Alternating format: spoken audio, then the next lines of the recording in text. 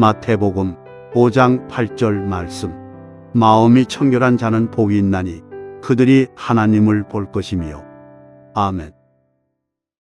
오늘 우리는 방금 마태복음 5장 8절 말씀을 함께 읽었습니다. 마태복음 5장은 8가지 복에 관한 말씀이지요.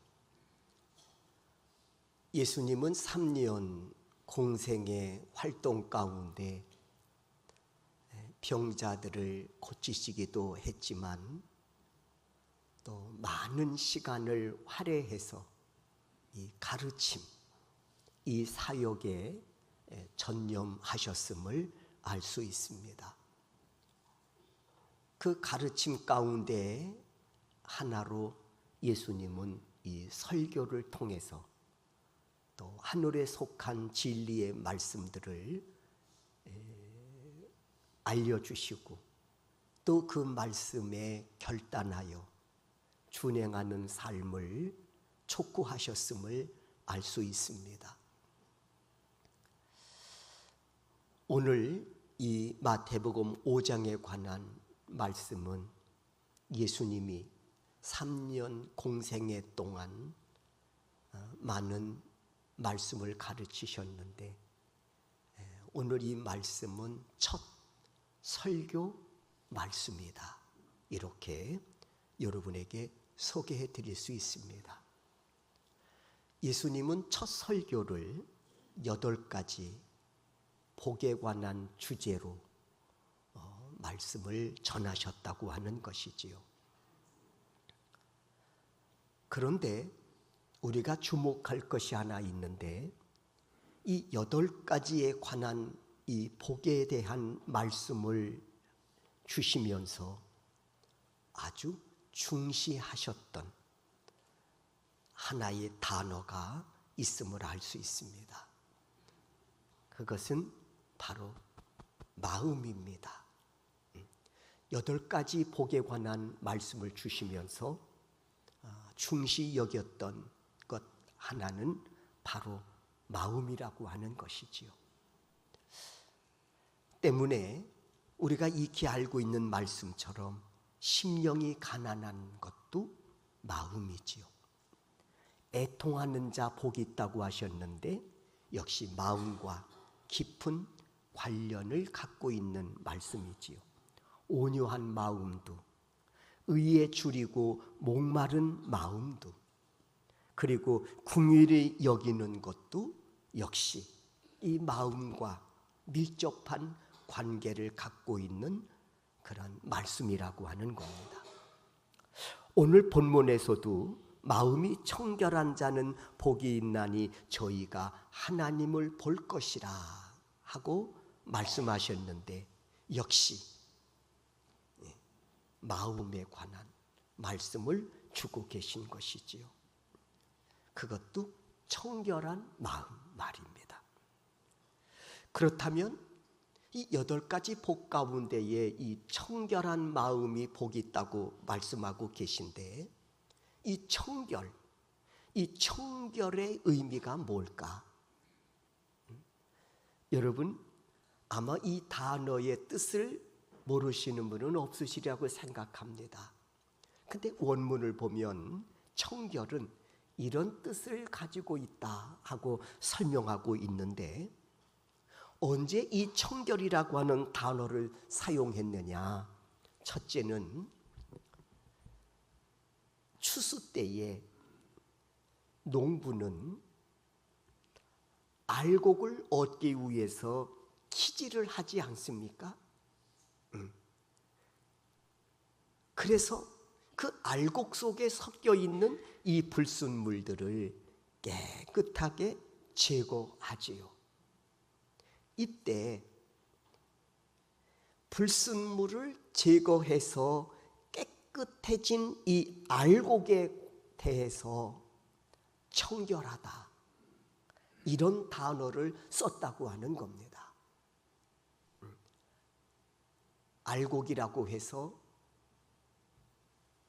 청결한 게 아니고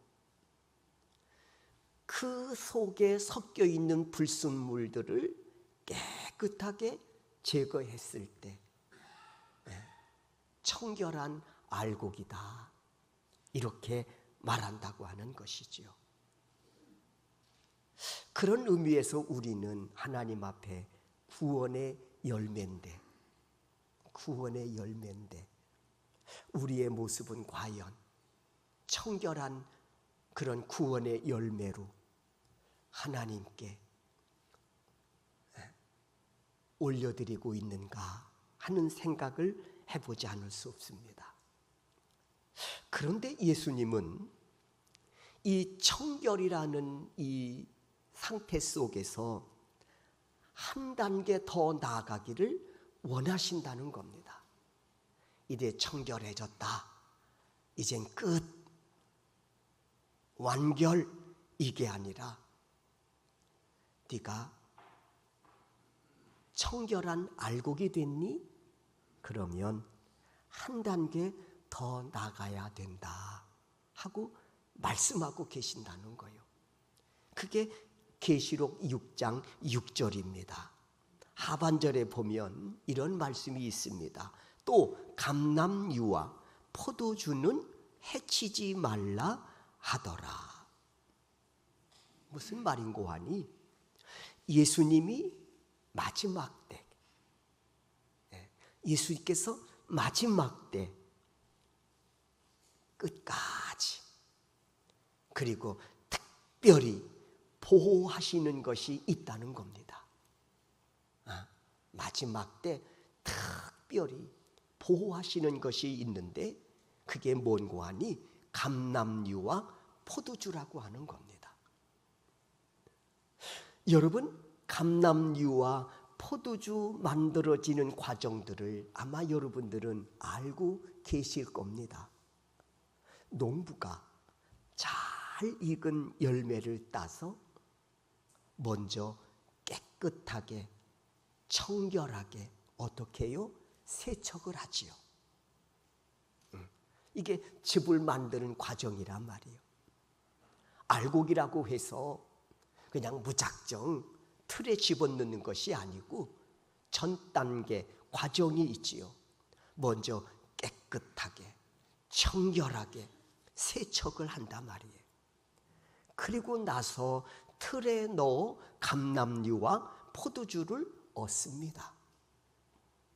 그런데 예수님은 이 사실에 대해서 영적인 의미를 부여하여 말씀하고 있습니다. 여기서 감람유는 주의 종들을 가리키고 있는 거예요. 주의 종들을. 그리고 포도주는 구원받은 참 성도를 가리키고 있는 겁니다. 그리고 예수님은 이들을 해치지 말라 말씀하고 계십니다. 해치지 말라고 하는 이 말씀 속에는 내가 보호하고 내가 지키고 내가 이들을 끝까지 책임지겠다고 하는 강력한 예수님의 의지가 담긴 말씀이지요. 여기서 우리가 주목할 게 하나 있습니다. 감람 열매에서 한 걸음 더 나아가 감람유가 되는 거예요. 포도 열매가 아니라 예수님은 여기서 한 걸음 더 나아가서 포도주가 되라는 겁니다. 그러므로 감람 열매는 감람유가 되도록 한 걸음 더 나가야 되고, 포도 열매는 이제 나 열매 됐으니까 끝, 이게 아니라 포도주까지 나아가기를 힘써야 한다는 겁니다. 때문에 그 열매가 즙이 되려면 어떻게 해야 되겠습니까? 절구통에 들어가야 됩니다. 요즘은 참 절구통 보기가 어려운데 저 어렸을 때만 해도 어머니께서 김치를 담으실 때 되면 텃밭에서 빨갛게 익은 고추를 따다가 절구통에다가 막 찌셔요. 믹서기보다 가는 것보다 사실은 절구통에 넣고 찌어가지고 사용하는 그 고추가 훨씬 김치 맛을 돋구는데 말이에요. 특별히 겉절이 해가지고, 그쵸? 버무려가지고 거기다 들기름 좀 뿌려가지고 깨스금 살살살살 뿌려가지고 파도 성성성성 쓸어가지고 뿌려가지고 탁 해가지고 김치 말아가지고 맛 좀 봐라. 밥 한 술 생각나죠? 기다리십시오. 점심시간이 가까웠습니다. 절구통에 열매로 만족한 게 아니고 예수님 원하시는 게 있습니다. 절구통에 들어가야 되지요. 그리고 그 속에 들어가서 부서지고 부서지고 또 깨지고 깨지고 그래야 즙이 됩니다.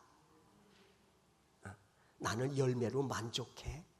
나는 부서지지 않겠어. 그러면 즙이 될 수는 없는 거예요. 부서진 만큼, 깨어진 만큼 즙이 된단 말이죠. 여기서 열매가 절구통에 들어간다고 하는 것은 무슨 의미입니까? 자기 십자가를 지고 주님의 뜻을 이루기 위해 십자가 고난으로 들어가는 것 아니겠습니까? 그래야 즙이 되어 나오는 거예요.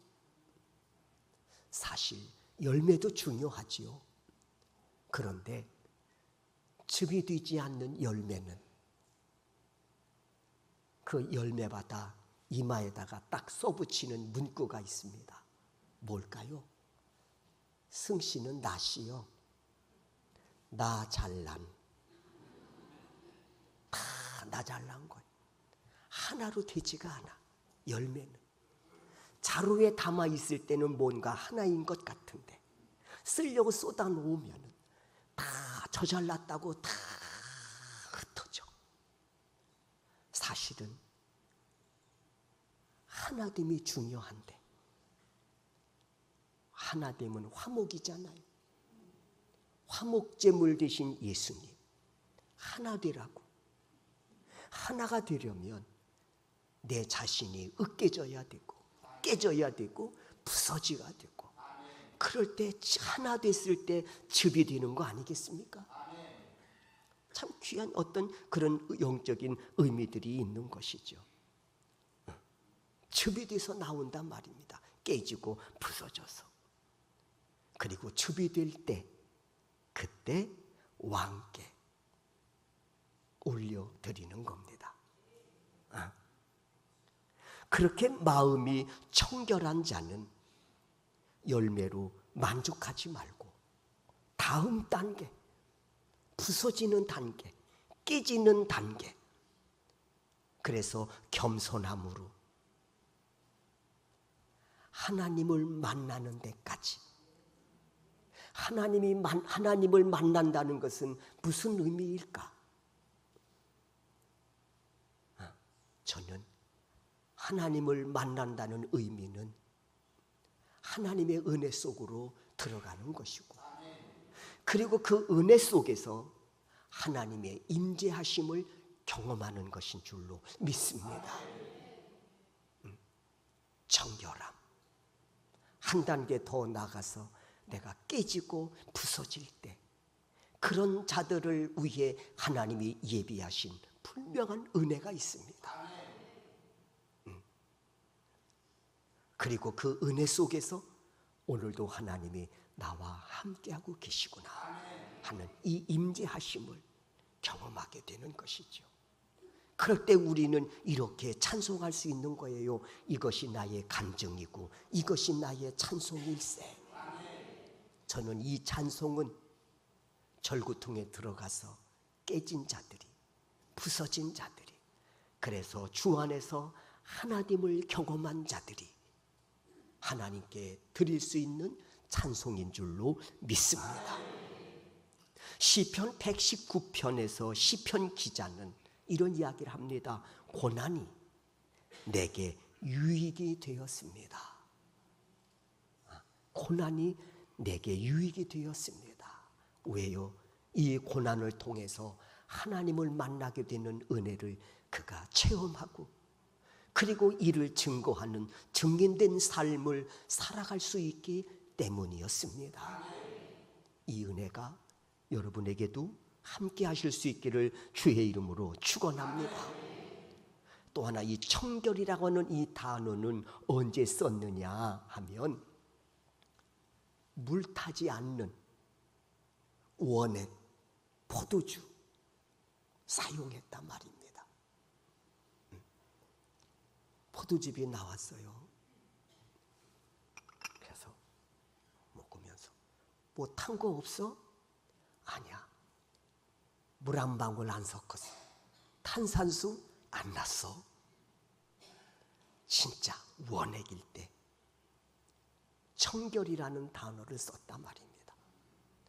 뭐 하나 첨가물이 없는 거예요.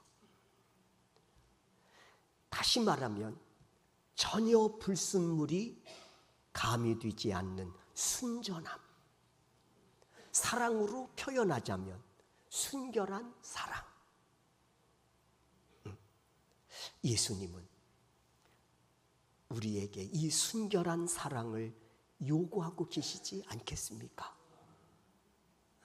그러니까 이 청결이라는 말은 뭔고 하니 오직 하나님 한 분만을 순결한 마음으로 사랑한다는 것이죠. 이런 자를 하나님은 끝까지 지키시고 보호하시고 책임져 주신다는 거예요. 아무도 건들지 마라. 해치지 마라. 서두에서 잠깐 말씀을 드렸습니다마는 우리는 예수님께서 첫 번째 설교, 이 팔복에 관한 말씀을 하시면서 중시하는 것이 바로 마음이라고 말씀드렸습니다. 심령이 가난한 것도, 애통하는 것도, 온유한 것도, 의에 줄이고 목마른 것도, 긍휼히 여기는 것도 역시 마음이라 말입니다. 오늘 본문에서도 역시 마음이 청결한 자 복이 있나니. 왜요? 그가 하나님을 볼 것이기 때문이라는 겁니다. 그가 은혜 속에, 하나님이 예배해 놓으신 은혜 속에 들어가기 때문이라는 겁니다. 그리고 그 은혜 속에서 오늘도 하나님이 나와 함께하고 계시구나라는 이 임재하심을 경험하기 때문이라는 겁니다. 그렇다면 왜 이렇게 청결을 강조하실까? 분명한 이유가 있지요. 청결하라, 청결하라 하는 말씀은 무슨 말인고 하니 우리가 청결하지 못하기 때문이에요. 청결하지 못하기 때문에. 다른 말로 말하면 우리의 마음이 죄로 인하여 더러워져 있기 때문이라는 거예요. 그래서 청결한 자는 복이 있나니 그가 하나님을 볼 것이라는 거예요. 죄로 더러워져 있는 이상 절대로 하나님을 만날 수 없다는 거예요. 여러분, 에덴 동산에서 아담과 하와가 죄를 짓기 전에는 하나님과 긴밀한 교통함이 있었습니다. 친밀한 교제가 있었습니다. 그뿐입니까? 아담과 하와 역시 이 부부가 사랑으로 친밀한 교제가 있었습니다. 하나님이 예배해 놓으신 에덴, 이 기쁨의 동산에서 기쁨을 만끽했습니다. 그러나 이들이 죄를 지은 이후에 어떻게 환경이 바뀌었습니까? 죄를 지으니 하나님과의 관계가 깨졌습니다. 숨었잖아요. 하나님이 아담을 부르십니다. 아담아, 어디 있냐? 내가 숨었다는 거예요. 왜? 두려워서. 죄를 지으니까 하나님이 두려운 거예요. 숨었습니다. 뭘까요? 하나님과의 관계성이 깨졌다는 거예요. 죄는 첫째, 하나님과의 관계를 깨트립니다. 두 번째, 죄를 지으니까 너와 나와의 관계도 깨졌습니다. 사실 아담이 죄를 짓기 이전에 하와를 만났을 때 멋진 사랑의 고백을 합니다. 내 뼈 중에 뼈요 살 중에 살이로다. 얼마나 사랑스러웠으면. 그런데 범죄하고 난 이후에 어떻습니까? 서로 너 때문이라고 책임 전가를 함으로써 관계가 깨져버립니다. 그리고 세 번째, 하나님이 마련해 주신 기쁨의 동산, 에덴 동산이죠. 기쁨의 동산에서도 깨졌습니다. 땅과도 관계가 깨졌어요. 왜요? 말씀하시잖아요. 이 기쁨의 동산이 너로 인해서 저주의 땅이 됐다고 말입니다. 그것은 관계가 깨졌다는 거예요. 위로는 하나님과의 관계, 수평적으로는 너와 나와의 관계, 그리고 땅의 관계도 깨졌단 말입니다. 왜요? 마음이 죄로 인하여 더러워졌기 때문에 관계가 깨진 거예요. 그러니까 마음이 청결한 자 하나님을 만날 것이다. 무슨 말일까요? 관계 회복이에요. 마음이 청결하여 관계 회복이 되니 하나님과의 관계, 너와 나와의 관계, 그리고 땅과의 관계 회복되니 그가 진정 복 있는 자의 삶을 살아갈 수 있다는 거 아닙니까? 그런데 마음이 죄로 인하여 더러워졌다는 거예요. 그래서 에레미야 17장 9절에 보면 만물보다 거짓되고 심히 부패한 것이 마음이라 지적하고 있는 겁니다. 그래서 잠언 4장 23절에 보면 무릇 지킬 만한 것보다 내 마음을 지키라. 생명의 근원이 이에서 남이니라.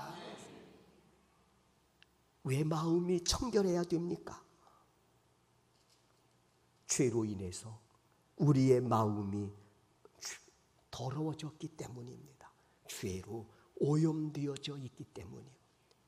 마음이 죄로 오염되어져 있는데 여기에서 오염된 이 마음에서 무엇이 나올 수 있겠습니까? 이 오염된 마음으로 하나님과 관계성을 이어갈 수 있습니까? 없습니다. 죄는 언제나 내 인생을 조각내는 거예요. 단절입니다. 위로는 하나님으로부터, 수평적으로 너와 나와의 관계가, 그리고 세 번째는 땅의 관계입니다. 그래서 왜 우리가 예수님이 왜 청결을 강조하셨느냐? 우리 마음이 죄로 인해서 더러워졌기 때문이라는 거예요. 그리고 또 하나는 왜 청결해야 되느냐? 주님과 교제하는 마음은, 주님과 친밀한 관계성을 유지하는 마음은 뭐냐? 청결해야 하기 때문에 그렇습니다. 우리가 성경 말씀을 읽다 보면 하나님께서 죄악에서 구원하신 후에 반드시 주시는 말씀이 하나 있잖아요. 내가 거룩하니 너희도 거룩하라고 말입니다. 하나님 우리 사랑하십니다. 독생자 예수 그리스도를 이 땅에 보내주시고 십자가에 달려 죽기까지 우리를 사랑하십니다. 그리고 우리와 친밀한 교제 나누시기를 원합니다. 하나님과의 교제의 조건은 단 하나입니다. 이제 너희가 보혈의 능력으로 죄사함 받고 의인이라 칭함 받았으니 성별되고 거룩한 삶을 살라는 것입니다. 이로써 나와 친밀한 교제를 나누자고 하시는 겁니다. 사랑하는 것만큼 친밀한 교제를 원하시지 않겠습니까? 그래서 하나님의 자녀된 우리들을 향해 말씀하는 거예요. 내가 거룩하니 너희도 거룩하라고 말입니다. 그래야 영적 교제가 지속될 수 있기 때문이지요. 히브리서 12장 14절에서 말씀합니다. 거룩함 없이는 아무도 주를 보지 못하리라. 아무도 주를 보지 못한다는 거예요. 뭐 없이는요? 거룩함 없이는. 그러므로 어떻게 우리가 청결한 마음을 가지고 주님과 교제할 수 있을까? 우리가 어떻게 청결한 물 유지하여 주님과 교제할 수 있을까? 첫째는 보혈의 능력입니다. 시편 51편 7절의 말씀을 통해서 주십니다. 나의 죄를 씻어 주옵소서. 내가 눈보다 희리이다. 나의 죄를 씻어 주세요. 내가 눈보다 희리겠습니다. 이에 대해 요한 1서 1장 7절에서 이렇게 말씀합니다. 예수의 피가 우리를 모든 죄에서 깨끗하게 하실 것이요. 바로 보혈의 능력을 말씀하고 있는 것이죠.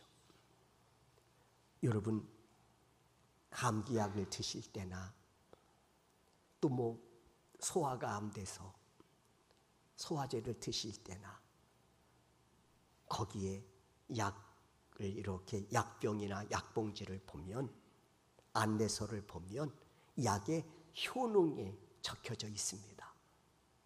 그렇잖아요. 약의 효능들이, 약의 효능 이래가지고 적혀 있습니다. 그리고 소화 기능을 또 두통을 치료한다고 하는 그런 효능들이 있잖아요.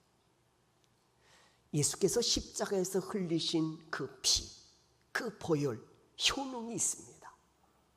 무슨 효능이냐? 우리의 죄를 깨끗하게 씻어낼 수 있는 효능이 있습니다. 그게 바로 우리는 보혈의 능력이라고 고백하지요. 우리가 찬양합니다. 주의 보혈 능력 있도다. 주의 피 믿으오. 뭘 믿어요? 예수 그리스도의 보혈이 내 마음에 오염된 모든 죄악들을 깨끗하게 씻어낼 수 있는 능력이 있음을 믿는 것입니다. 여기에 대해서 요한일서 5장 9절에 보면 하나님이 여기에 대해서 보증해 주신다고 했습니다. 약의 효능은 쓰고 싶다서 쓰는 게 아니잖아요. 식약처에서 보증을 해야 되나요? 쓰고 싶다서 쓰는 게 아니잖아. 거기서 보증을 해줘야 쓸 수 있는 거 아닙니까? 그리고 그 약을 복용하는 환자는 안심하고 그거를 먹는 거예요. 보혈의 능력, 죄사함의 능력에 대해서 누가 보증하셨느냐? 하나님이 보증해 주셨다는 것입니다. 그러므로 우리가 어떻게 우리가 청결한 마음을 가지고 하나님과 긴밀한 교제를 이룰 수 있느냐? 그 은혜 가운데 나아갈 수 있느냐? 바로 보혈의 능력입니다. 두 번째는 어떻게 우리가 청결한 마음을 가질 수 있을까? 말씀과 기도로 청결한 마음을 유지할 수 있습니다. 우리가 약을 먹고 치료를 받았으면 건강한 몸을 유지하는 것도 중요하잖아요. 치료됐다고 해서 끝난 것이 아니라 유지하는 것도 필요하단 말이에요. 건강을 유지하는 것, 이걸 우린 사후 관리 이렇게 말할 수도 있겠지요. 저는 어떻게 우리가 청결함의 은혜를 입었으면, 청결한 마음을 입었으니 어떻게 이 마음을 유지할 수 있을까? 저는 말씀과 기도로 유지할 수 있다고 말씀드리고 싶습니다. 말씀으로 유지할 수 있는 거예요. 여러분, 베드로가 예수님을 부인하고 저주까지 하고 예수를 떠나지 않습니까? 그럴 때 이 베드로를 다시 돌아올 수 있게 했던 죄를 그가 사함받고 다시 예수님의 제자로 돌아올 수 있는 사건이 하나 있었습니다. 뭡니까? 말씀이 생각나서입니다. 예수를 부인하고 저주하고 떠났다가 다시 돌이키지요. 그때 베드로가 고백하지요. 말씀이 생각나서입니다. 그렇습니다. 말씀은 우리의 죄를 보게 합니다. 말씀은 우리 죄를 깨닫게 합니다. 그리고 말씀은 그 죄에서 돌이킬 수 있는 용기도 가져다 줍니다. 그래서 우리가 청결한 마음을 유지할 수 있게 하는 바로 동력이 될 수 있다는 것이죠. 그래서 신앙생활은 말씀을 떠나서 할 수 없는 겁니다. 또 하나 기도지요. 기도가 뭡니까? 주님과 영적인 친밀한 교제를 나누는 거룩한 도구 아니겠습니까? 기도. 우리는 하나님과 대화라고 말합니다. 이 대화를 통해서 하나님과 친밀한 교제를 이루어 갑니다. 왜 이 말씀을 드리냐면 성도는 누구와 교제하느냐가 참 중요하다는 겁니다. 누구와 교제를 하느냐.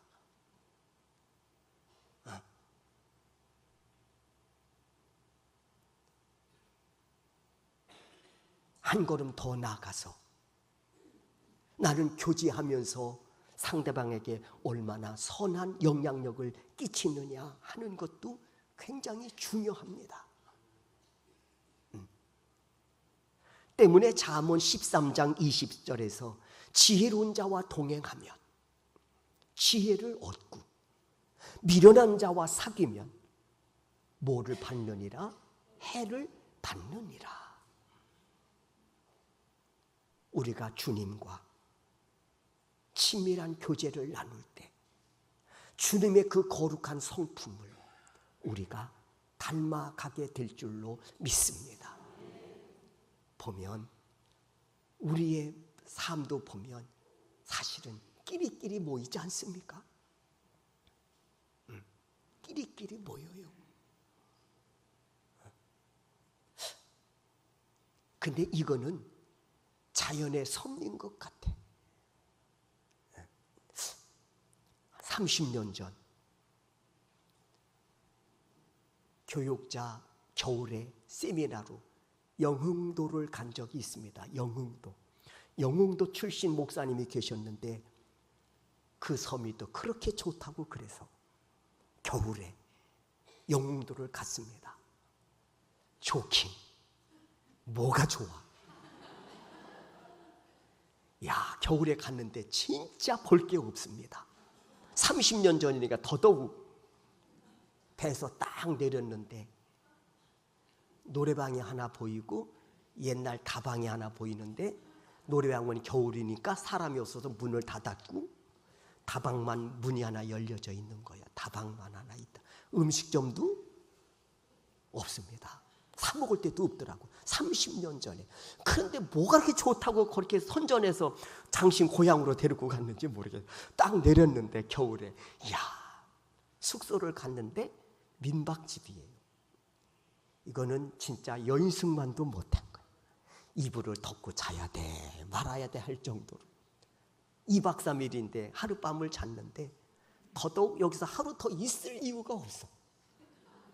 그래서 하룻밤 자고 그냥 인천으로 나가자. 그리고는 부둣가로 나왔는데 한 3시간 정도 배를 기다려야 되는 거예요. 바람은 불고. 갈 데가 어디 있어? 다방에 들어갔지. 들어가서 쌍화차에다 결 하나 띄워서 하나 먹고 할 게 없는 거예요. 그랬더니 거기 주인장 만화님께서 심심하신데 낚시나들 하시죠. 낚시는 뭐 맨손으로 하나요? 우리는 아무 준비도 없다고 왔더니 걱정하지 마시고 배에 타면 거기에 다 낚시 도구가 있다는 거예요. 시간이 얼마 안 남았는데요. 걱정하지 마시라는 거예요. 바로 앞에 1시간 정도만 하셔도 재미가 쏠쏠 할 겁니다. 그래서 시간이 없는데 그랬더니 옆에서 마침 선장님이 계시더라고.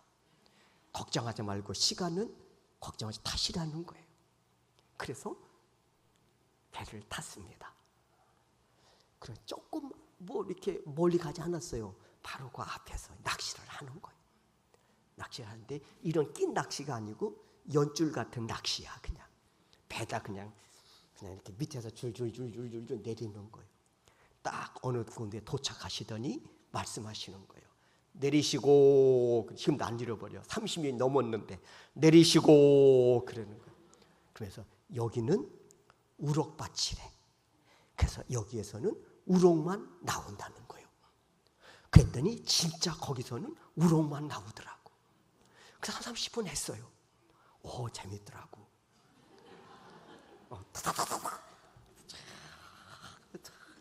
올라 잡았어요. 그리고 좀 있다가 거두시고. 잘 잡히는데. 그래. 거두라니까 또 막 거뒀어요. 또 어디로 잠깐 쭉 가시고 딱 내리시고 또 내렸습니다. 여기에서는 또 뭐가 나오는 거 아니? 넓적한 거 있잖아. 광어.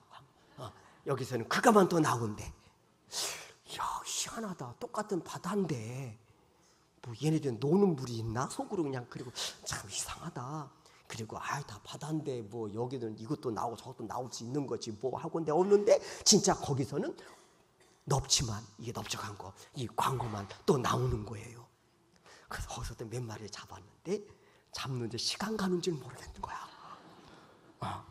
근데 그때 시간이 하고 배가 탁 들어오는 거야. 거두시고 탁 걷어가지고 한 20마리 잡았어요. 거의 한 20마리 넘게 잡았어요. 잡았는데 젠장 먹을 데가 있어야지. 시간도 없고 회 떠주는 데도 없고. 그래가지고 살한 놈을 이런 통에다가 담아가지고 그냥 배를 탄 거예요. 그거를 바닥바닥바닥 하는 거를 막. 그래서 인천에 내려서 그 앞집에 횟집이 많잖아. 내리면 연안부대 횟집에 들어가가지고 10마리 주고 10마리 떠주세요. 이래가지고 거기서 먹었던 적이 있습니다. 이 말씀을 한 요지. 아니 설교보다 뭐 이게 제일 재밌게 듣는 거야. 요지는 뭐냐? 걔네들도 노는 물이 있더라는 거예요. 우럭은 우럭끼리 모여서 놀더라고. 광어는 광어끼리 모여서 놀더라고. 성도는 어떻게 해야 되겠습니까? 성도는 주님과 친밀한 교제를 이룰 때 우리가 주님의 성품을 닮아간다는 겁니다. 어떻게? 말씀으로, 기도로, 주님과 친밀한 교제를 통해서 우리가 주님의 거룩한 성품을 닮아감으로써 늘 주님이 열어놓으신 그 은혜의 장에서 주님의 임재하심을 경험하고 그 임재하심을, 역사하심을 증언하는 증인으로 우리가 살아가야 될 줄로 믿습니다.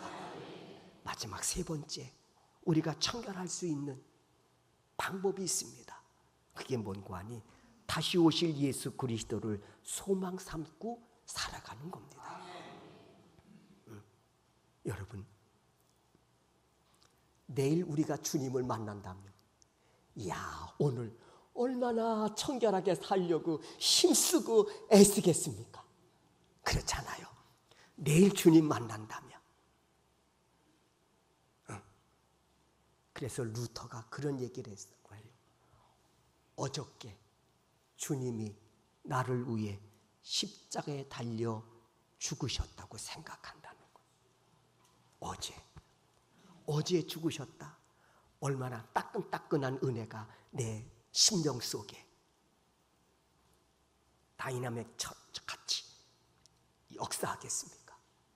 그리고 내일 주님 만난다면 오늘 우리의 삶이 얼마나 두렵고 떨림으로 청결한 삶을 이루기 위해서 힘쓰고 애쓰겠습니까? 주께서 부활 승천하시면서 말씀하셨습니다. 다시 오마. 우리는 그날과 그 시는 알 수 없지만 약속하신 대로 예수는 이 땅에 오셔서 십자가 달려 죽으심으로 이를 믿는 모든 자들에게 구원함을 베푸셨습니다. 그분께서 또다시 부활 승천하시면서 주신 메시지가 있습니다. 다시 오마. 그날과 그 시는 알 수 없지만 그 약속에 대해서 신실하신 주님, 도적같이 임하셔서 알곡된 성도, 여기에 만족하지 않고 절구통에 들어가서 자기 십자가를 지고 십자가 고난에 동참하여 접이된 성도들을 위해 주님은 반드시 다시 오실 줄로 믿습니다. 요한 1서 3장 3절입니다. 주를 향하여 이 소망을 가진 자마다, 다시 오실 예수 그리스도를 소망 삼고 살아가는 자마다 그의 깨끗하심과 같이 자기를 깨끗하게 하시니라. 이 은혜가 여러분과 함께 하실 수 있기를 주의 이름으로 축원합니다. 우리는 누가 뭐래도 보혈의 능력으로 죄 사함 받고 구원의 열매되어 오늘을 살아가는 자들입니다. 여기에 만족하지 말고 주님이 원하시는 바 한 단계 더 나아가 자기 십자가를 지고 부서지고 깨짐으로 인하여 겸손함으로 즙이 되어 하나님께 올려드리는 영광된 삶을 살아가는 우리 소명교회 성도 여러분들이 되실 수 있기를 주의 이름으로 축원합니다.